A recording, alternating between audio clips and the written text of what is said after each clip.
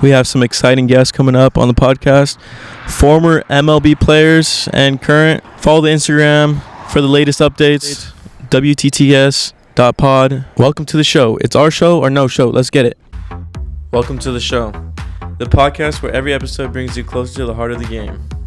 I'm your host, Noah, a high school baseball coach and a former collegiate player.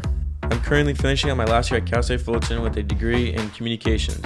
Join me as we dive into the world of sports with a primary focus on baseball, alongside the insights into the psychological aspects of the game. From playing on the field and to coaching in the dugout, I bring you both sides of the knowledge, from breaking down the latest plays to exploring the stories behind the headlines. This is where the game comes alive, so buckle up and get ready for a journey through the world of sports. Because on Welcome to the Show, it's our show or no show. I ask everybody at practice, we're taking BP, like, hey, who's got an empty bed or a freaking floor, And Griffey's like, yeah, you can stay with me. I don't have a roommate.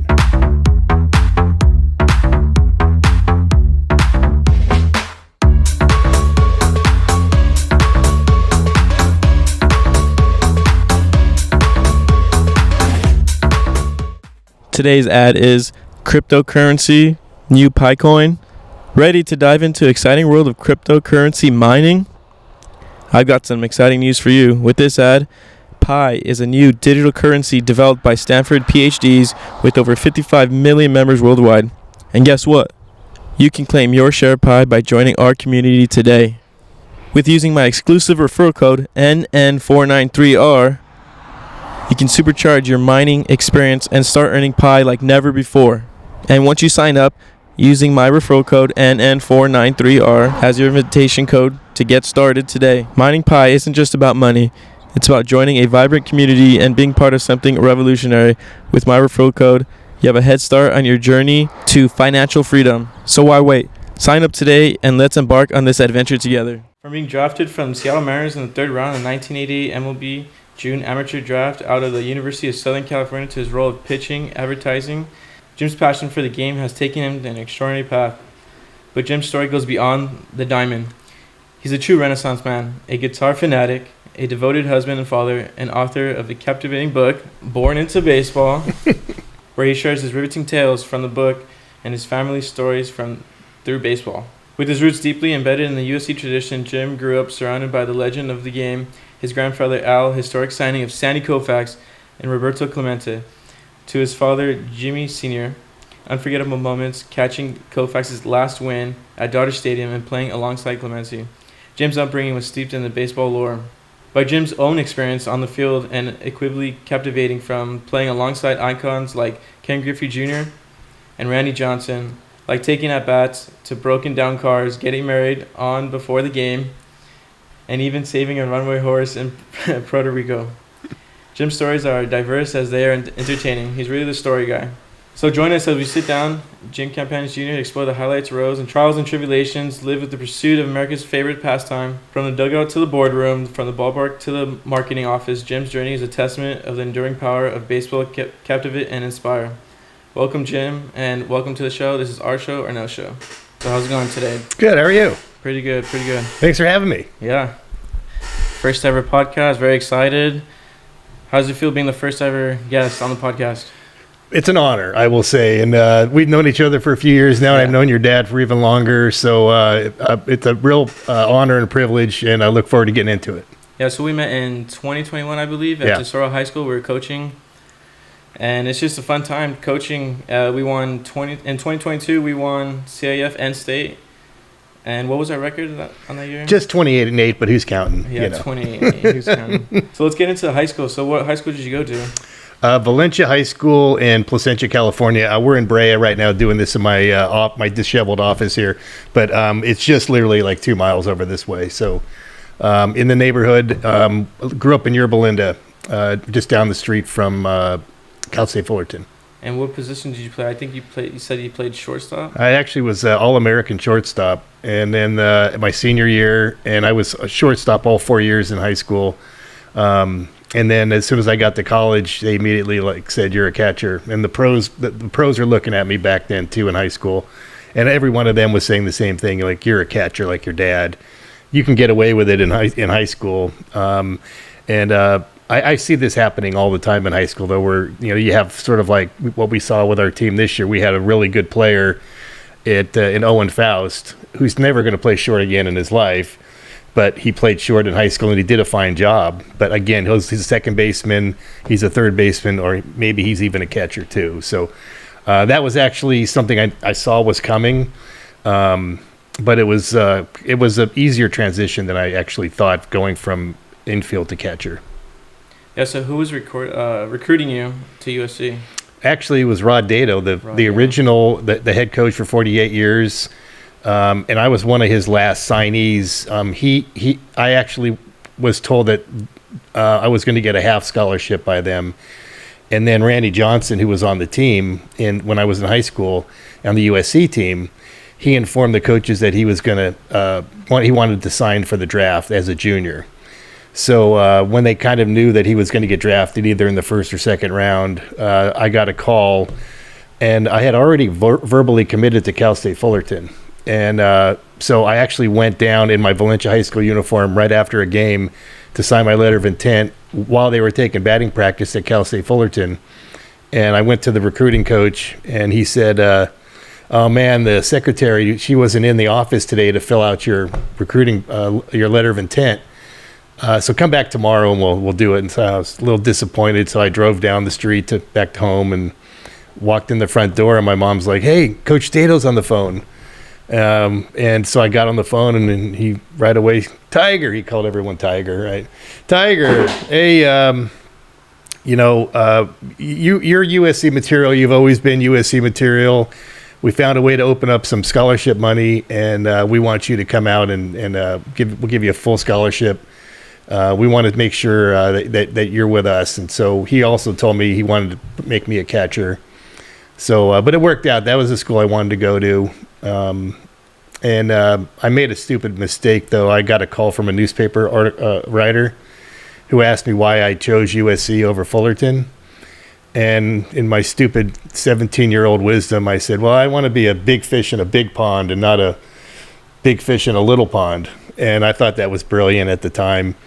So fast forward about 6 months, it's like the coldest day of fall ball, and we're playing Cal State Fullerton, USC's playing Fullerton, and I come up for my first at bat, and I know a lot of these guys because I had played summer ball with a lot of them. And first pitch I get, boom, right in the spine, and I limp down to first. And I get there, and the first baseman was on my team, and he slaps me in the butt. And he's like, "We're even, Campy." I'm like, even? Like, even for what, He's like, well, intentional. He goes, yeah. He goes, that little comment about big fish in a small pond? Well, we cut that out of the newspaper, and we put it on our bulletin board, and we were waiting to play against you all fall. So remember to watch what you say to the press sometimes, right? Yeah, so that was your freshman year, and that was Rod Dato's last year. I actually was put in the pinch hit on the last game of the season, and I hit a rocket to the shortstop, 6-4-3 double play. In high school, this is in college, my freshman year. Yeah, we were in Hawaii playing in Aloha Stadium, the former football stadium. 6-4-3 double play, and he ended up leaving the school about 2 weeks later. So I made the last out. It was after the last game of the year. Okay, last game of the year. And he had a very successful trucking company. It's still successful, called Dart Trucking. You see these Dart trucks, DART, driving by all over the place, especially in LA. So he had to go back to becoming a millionaire again, So, and then we got Coach Gillespie the very next year, who, it was a little bit lax, kind of like a country club with Dato, and then Gillespie came in, and it was more like a prison camp. The famous Mike Gillespie. Who your dad played for as well. Right. Yeah. How was playing for Gillespie, since it was everyone's first year going to USC? Him coaching and you playing. So, like I said, it was a tough transition for a lot of people, and they threatened to pull our scholarships. They had the right to, because new coaches coming in. They did not like the idea that I was on a full scholarship, and they were telling me that every day, and it was very stressful. And the coaches were on me, totally on me. They were making fun of me in all the team meetings, and this is stupid stuff that I was doing. And they were right. I'm not saying they were wrong, but I just didn't like the approach of, highlighting one guy and making me the butt of all of his jokes. So I actually called my dad, who's a former major leaguer, and he's dealt with coach player dynamics, right? So I go, Dad, this coach is all over me, and he just keeps bitching at me and making fun of me, and like every single thing he's nitpicking. And he goes, Jimmy, where are you batting in the lineup? I'm like, 4th, 5th. Are you playing every day? Yeah.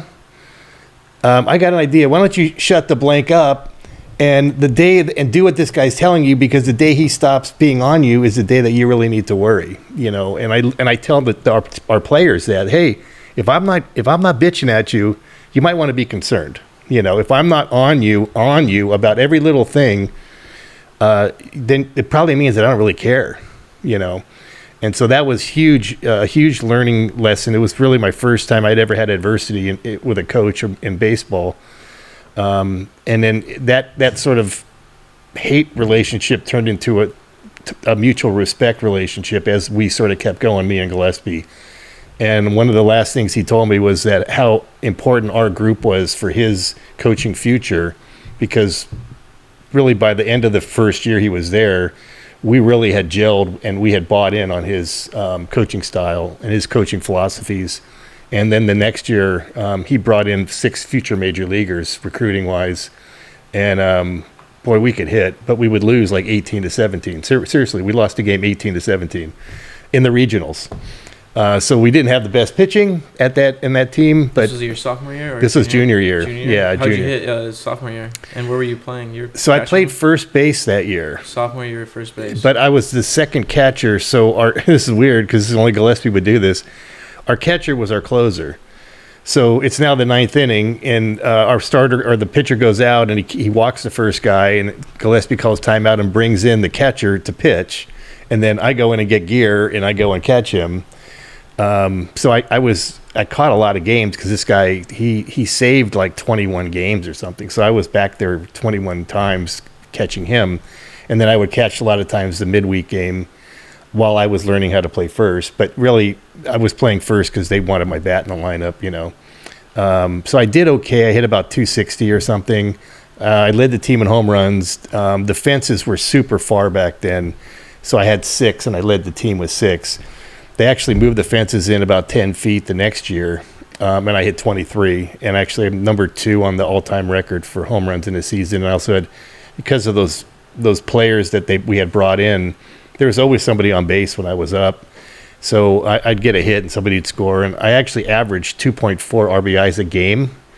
And I broke the USC record, and it still stands for a season at 92 in 62 games. So did some good stuff there. Was the parking lot still there? The one in right field? The parking structure. I hit a couple home runs off that thing. Yeah. Oppo. Yeah. Oh, wow. Yeah. A lot of dents in that old scoreboard. I used to hit that thing all the time, too. Yeah, they got a major upgrade to that field after and so on in the future. But yep. Going to your junior year, how'd you do your junior year? I almost won the Triple Crown. I missed the Triple Crown by eight points on my batting average. Eric Karros, a famous Dodger guy, he was at UCLA, and he had 400, and I hit 392. But I led the Pac-10 in home runs and in RBIs. So and he was my roommate in Alaska, by the way. And we actually were working with the same hitting coach. So that hitting coach, Jim Gaddis, he's a legend. He was the Pepperdine head coach at the time. We played in Alaska. Yeah, tell me about that. Alaska, it was summer ball, right? Yeah, so it was going into your junior year. That was between sophomore and junior year, and that was where I everything changed in my trajectory as a player. I just went from being like average, okay, middle of the road kind of player to all of a sudden like a really elite hitter, and it was really because of Coach Gaddis working with me and Karros. And one of the drills he did was literally he would get like 15 feet away and throw it as hard as he could. And the first round me and Karros took, we didn't even foul one off. Out in Alaska? In Alaska, yeah. So you would say that was your turning point? That was definitely my turning point. And we were facing, like every guy on my team played pro. Every guy on the Fairbanks team played pro. Every guy on the Anchorage team ended up playing. I mean, everybody, this is like, it was better than the Cape is now, the quality of players. And, the sun never goes down up there, right, in the summer. So it's kind of a trip, but we would play our games in no lights. It would be bright as day at 9 o'clock, 10 o'clock, 11 o'clock at night. And we also flew everywhere. We stayed in hotels. I mean, it was first, and we got jobs. So I came home with like $3,000. And I sold the outfield wall signs, like how we have the signs at our field. Yeah. Well, these are businesses, local businesses, Out in Alaska. in Alaska. So I remember this insurance company. Remember Louis Gonzalez? He was a player for a long time. He actually drove in a run to win a World Series for the Diamondbacks. Okay. Game 7 when they won it back in the day. So he was on my team, and I go into this insurance company, and the lady who owned it, she's like, I'll buy the sign, but you have to put it in a spot where it's going to get a lot of camera action, a lot of newspapers, So Louis Gonzalez, they got a great picture of him laying out totally vertical, catching this ball, and right behind there was Fitzpatrick's insurance company. So I took it to paper the next day to the lady at the insurance office. I go, how's that? She was fired up. So was that your first ever summer ball out of town? Yeah, I played summer ball in town for the Pasadena Redbirds my freshman year. Sophomore year. Yeah, and they were the guy who ran it. His name is Ed Panic. He's another local legend. Yeah. He ran Goodman's Sporting Goods, and Goodman's at the time made the USC uniforms and also the Dodger uniforms. And they were a huge downtown LA sporting good clothing uniform making company, like a factory. So how was that transition going away from home? So how'd you feel about it? So I being at USC, even though I was 40 miles from home, I still lived there. I lived at USC. So I had been away, weeks on end without seeing my family, that was okay. Really, when you're on your own, it was more about like discovering things, right? And, where am I going to eat? And are there hot chicks? Because that's the age group I was in. Where are the hot chicks at? And like, where do they go at night? And what's up with these sororities? And what's up with these? My buddies are in fraternities, and we started to realize that we didn't have time to do fraternity things, but we had friends that were in the fraternities. So all of a sudden, we were in their parties and causing ruckus, and then we kind of had our own fraternity, the baseball team. So my roommate and I, Dave Latter, God rest his soul, he's an awesome dude, but he passed unfortunately a few years back. But he and I we left our mark at USC. Let's just say. Going back to your senior year, how'd you do your senior year? You played. I got drafted as a junior. Junior, okay. Yeah. Junior in the third round, 1988. Yep. Amateur draft, summer league. Yeah. So I got selected for Team USA. It was in '88. It was an Olympic year, okay. And I had watched the '84 Olympic team play at Dodger Stadium, and I thought that was very interesting. And there was 2 USC guys on the team, McGuire and Randy Johnson, and I thought, hey, I want to do this too, So the Mariners draft me. They come to my grandpa's house, who was acting as my agent right here in Fullerton. We have our first conversation, and the first thing the guy asks is the Mariner scout is, are you going to play on Team USA? Because we don't want you to. We want you to sign right now, and we want to send you to A-ball right now. Yeah. And I was like, dude, I really want to do this, And I look back, and life happened. Things happen in life for a reason. But had I everything happens for a reason. Yeah, had I just gone to rookie ball or to A-ball, there's a really good chance I wouldn't have met my wife, first of all. There's a really good chance I wouldn't have the kids that I have now. There's a really good chance that, everything that followed would have been different had I made that different choice and just gone and played. The Mariners, so I played about half of the summer with Team USA. Mariners kept calling me.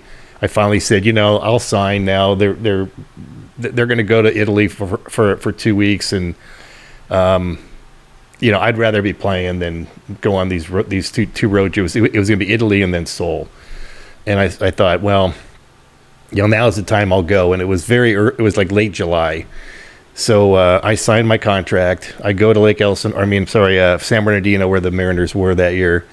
And the day I get there, I see like the scouting director, and he's based in Washington. And I'm like, wow, he came all the way out here to see my first game. Sweet, right? Instead, he called me in the coach's office and told me they weren't going to let me play too late in the season. They didn't want to exercise a year of playing for me, because they would mean they would need to make a decision for me in 2 years instead of 3 for the 40-man roster or not. It's a baseball rule kind of a thing. So they screwed me. They lied to me, and immediately it was like strike 2 against the Mariners. And just never really liked that organization. they don't seem to know what they were doing back then, and sometimes I wonder if they still are like that.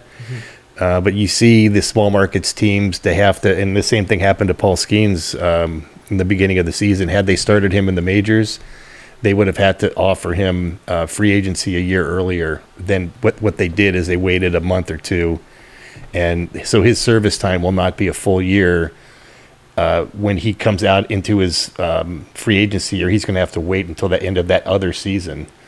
And they did that intentionally. He had a freaking 0 ERA or something in AAA, and that's, to me, that's just wrong. What a lot of the teams do to players. Especially Yeah, throwing a 0 ERA in that. right. And then so going back to your first season with the Mariners, your teammates were Randy Johnson and Ken Griffey Jr. Talk about. So the very first thing I did after, they sent me to A-ball, and I just was a bullpen catcher and took BP, and then I got an apartment, or actually they put me in a hotel. I stayed in a hotel for a month, and then from there we had about a week off, and then I went to instructional league in Tempe, Arizona, Tempe Diablo, and so when I was there in Tempe, Griffey was on the team.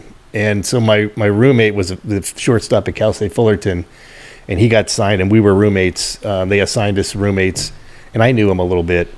So he's like, "Hey, dude, my girlfriend's coming out to visit me. Like, can you go, like, stay with somebody else for a night or 2 nights or whatever?" I'm like, "Oh, yeah, sure." So I ask everybody at practice, we're taking BP, like, "Hey, who's got an empty bed or a friggin' floor, And Griffey's like, "Yeah, you can stay with me. I don't have a roommate." I'm like, "All right." So I roomed with Griffey, and he just played video games. Like, he played all night, didn't sleep. He was playing. There was a baseball video game back then. I can't remember what it was called, Sega or something. And he didn't sleep, and then he would play, and then he would go to sleep at like 6 p.m. and then wake up at like 3 a.m. and play video games. It was just a weird. Right before practice or. Yeah, he was just a weird sleeping schedule. But so I roomed with him, and then after instructionally was over, then we had a little off season, and then in February a big league camp started, and that's when I caught Randy Johnson. I was invited to major league camp with the Mariners, and I caught him quite a bit that year because we knew each other from USC a little bit. Yeah. How was it catching him? I'd rather hit off him. It was very tough. He didn't know where he was going, especially back then. And he used to land on his heel. And as a coach, if you land on your heel, it screws up your slot. And he didn't know he was doing it until a couple years later. And nobody told him. And I could have told him, but because I saw it, but I didn't. But he didn't know where he was going. So, you call a fastball away, and he'd throw it way inside. And so I finally just started putting down just a 1, just major league pitcher. Just throw a strike, dude. A 1 is a strike, right? Just throw a strike. But his I hit off of him too, and that's why I said I'd rather hit off him than catch him. What was he topping out at? Because the guns back then weren't really. They were like 6 miles an hour off. Less. Yeah. So he would sit around 96 on the old guns, and I caught him in the bullpen, and it was covered. It's like a covered bullpen, like they have in Peoria. Yeah. And and then the ball echoes inside of that thing. So I'm catching him as like kapow at a brand new catcher's glove, and it was just lighting up the freaking, and everybody's like, "Who's shooting a gun over there?" Like, it's RJ's fastball, man. Yeah, it's RJ just throwing 101. Right, with last second movement, by the way. Tail. Yeah, a little tail. And then going back to your family side, where did you meet your wife? So on my very first day of pro baseball, I drove from here, California, to Tempe, Arizona, where my hotel was, and I dropped all my stuff off, and I'm like, let me go look around town. There's one street that's called Baseline, and I'm like, I wonder how far this road goes, So I didn't realize it goes like 40 miles, right? So I got on it and I started driving. All of a sudden, I end up in like Mesa, and I'm like, geez, I've already gone pretty far. So I turned around and started coming back to the hotel.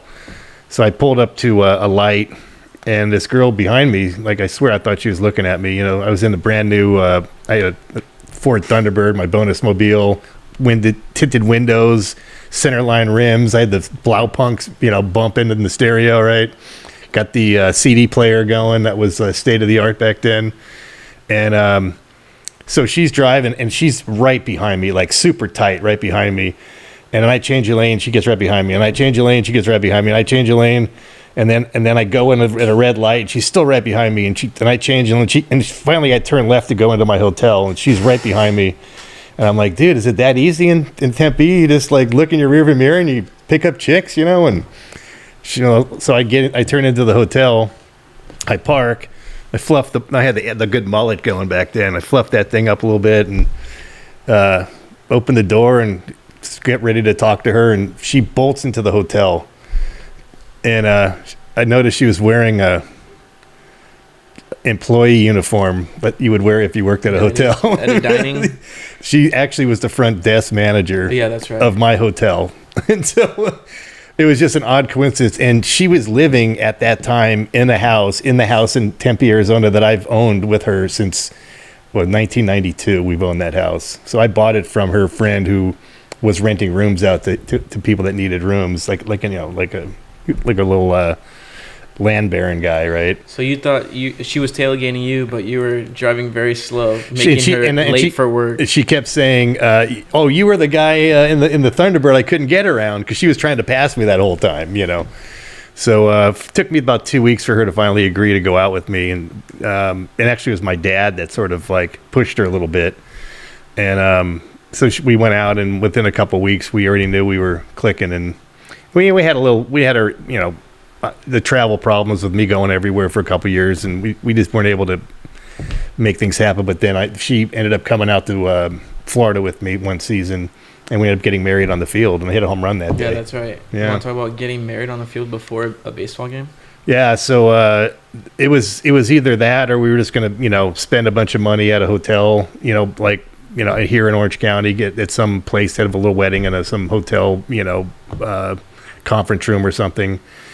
And the team actually paid us $3,000 to get married because they made it a big spectacle, and we were on TV, and we were on America's Funniest Home Videos TV show with Bob Saget, which was like the #1 show on TV.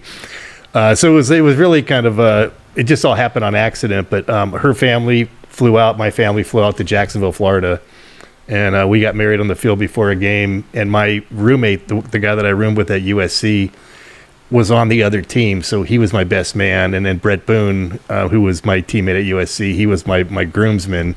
All of us in uniform, and yeah, we ended up. I hit a home run my second at bat, hit a base hit, and then a home run. Married first, I'm betting 1,000. Married now, right?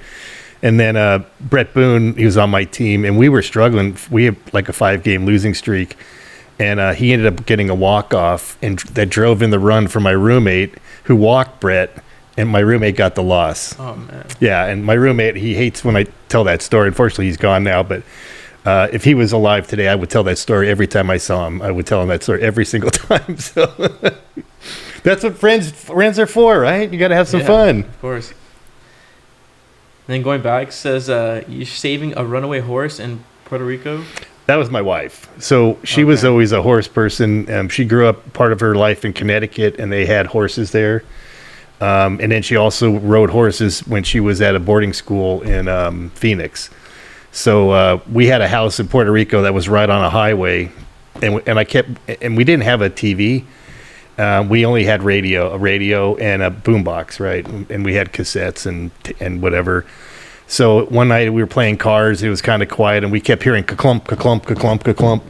And then like 5 minutes later, ka-clump, ka-clump, ka-clump, ka-clump. My wife's like, that sounds like a horse.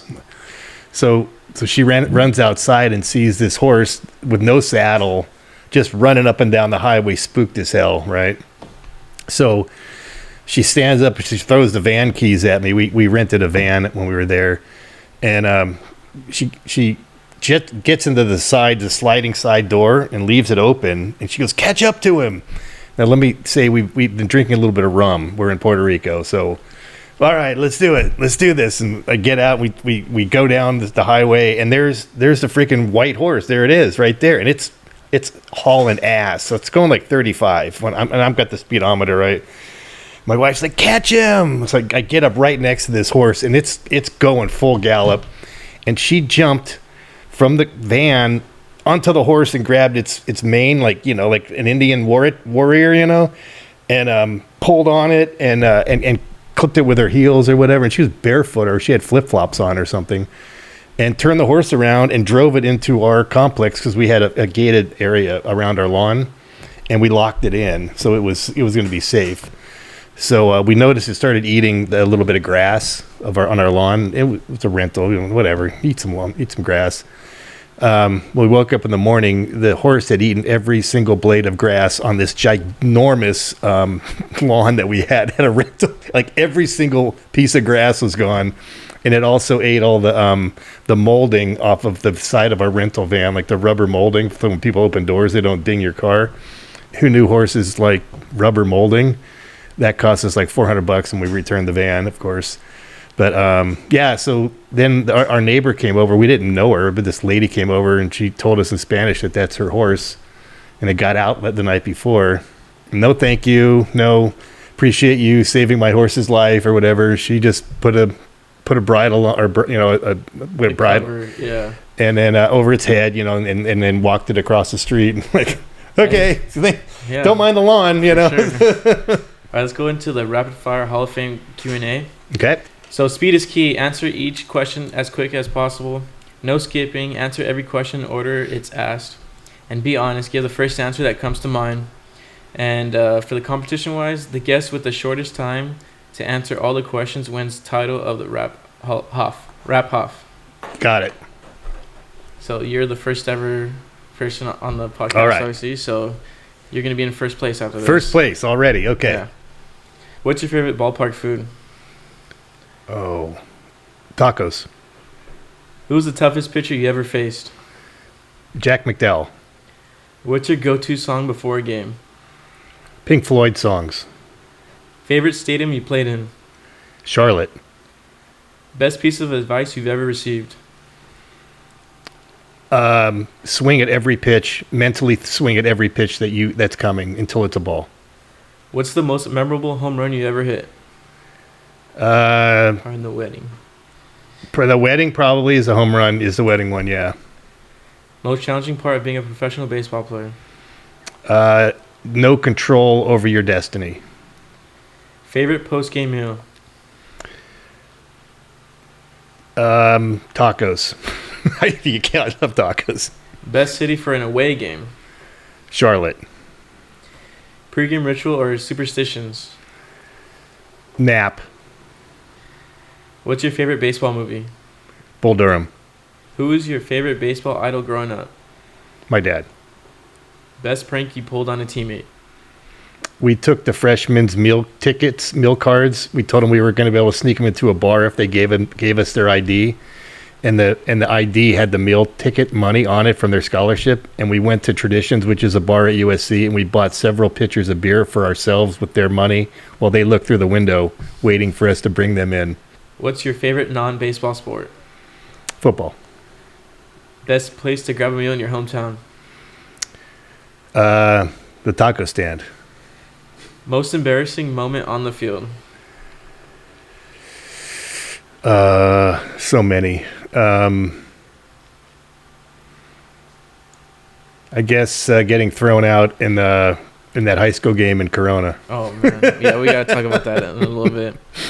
Favorite holiday? Christmas. Do you prefer day games or night? Night. What's your favorite TV show? 2.5 Men. Your biggest rival team? Or player? I would say Stanford. Jack McDowell was a big rival. Favorite vacation destination? Spain. What's your favorite hobby outside of baseball? Guitar. Which current player do you enjoy watching the most? Ohtani. Favorite baseball uniform design? I'd say the Gillespie era USC Trojans. Do you have a lucky charm or item? Feather, if you're either a feather or a buffalo. Favorite ice cream flavor? Coffee. If you could hit BP with any historical figure, who would it be? Could be anybody. Clemente, probably. What's one thing on your bucket list? There are a couple business stuff mostly. Business stuff, work stuff. Yeah. Gotcha. Favorite board game? Jeez. Used to be Monopoly, but I haven't played board games in forever, so I'll just stick with that. And then best advice you would give to your young players? The same advice that I call it swing to win. You can't win unless you swing. You have to be swinging at every pitch. You have to expect that it's a strike every time out of their hand, and then you make the decision to not swing. You can't do it the opposite. What's your favorite part of the season and why, besides playoffs? I think it's the stretch run. Like, especially in high school, we have our league at the end, and so we need to ramp ourselves up to get ready for those last, 10, 15 games, yeah. What was your nickname in the clubhouse? Campy. And last one, what is the best gift you ever received from a fan? Oh, wow.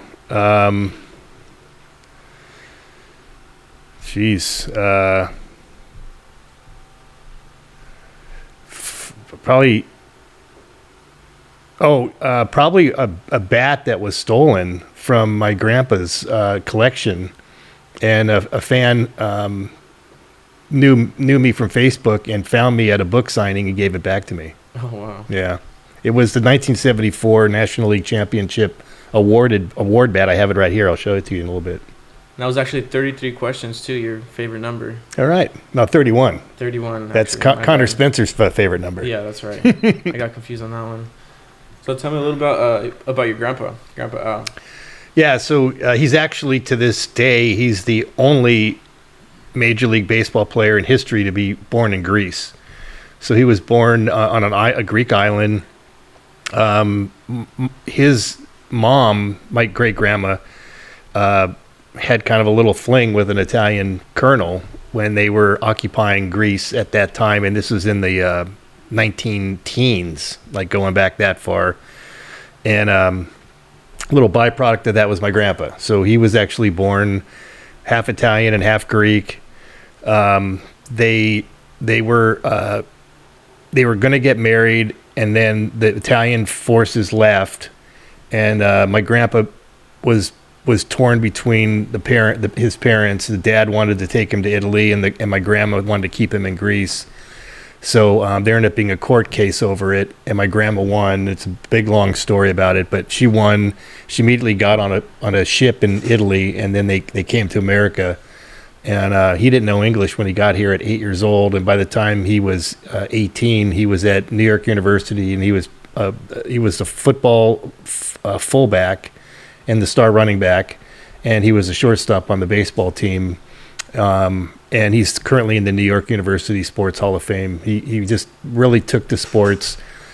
He played in the majors. I think it was 1943. He made it to the majors. And he was also Jackie Robinson's roommate on the 1946 Montreal Royals. That was Jackie's first year in the minors in AAA. And because he taught Jackie how to play second base, Branch Rickey, who was the GM of the Dodgers, gave my grandpa a job in the scouting department. So he started his job in scouting and worked his way up to general manager by the time I was born. And he stayed the general manager of the Dodgers until 1987, when I was a sophomore in college. Had a little tough exit from that job in an interview that kind of went bad, and he said some things that he didn't mean to say or didn't come out right. But he was a great baseball person. He signed Sandy Koufax. He signed Roberto Clemente. There's big stories behind both of those signings. He also signed dozens and dozens of more guys that I could go on, like Tommy Davis, for example, who won a couple batting titles. Tommy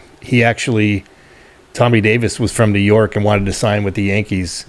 And my grandpa went to Tommy Davis's house, and he got on. He goes, "Hey, can I borrow your phone, Mrs. Davis?" And asked the mom, and yeah. So he called someone, and he goes, "Hey, Tommy, I got someone that wants to talk to you." And my grandpa had called Jackie Robinson because he knew that was Tommy Davis's idol. And Jackie's like, Tommy, you got to sign with the Dodgers, best organization in baseball. And so every time I saw Tommy Davis until he passed, he told me that how my grandpa played a dirty trick on him, that day. So he ended up being a great baseball executive, and the scouting, the system of the way the scouts rate players, like he invented that system. So he's got a pretty good.